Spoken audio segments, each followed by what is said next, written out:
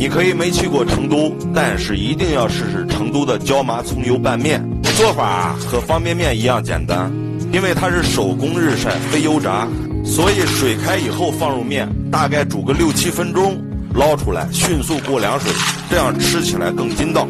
这会儿啊，把配的料包依次放进去，尤其这葱油太香了。最后啊，这么一拌，你要不信啊，咱们成都街头的小酒馆里见。好看视频，轻松有收获。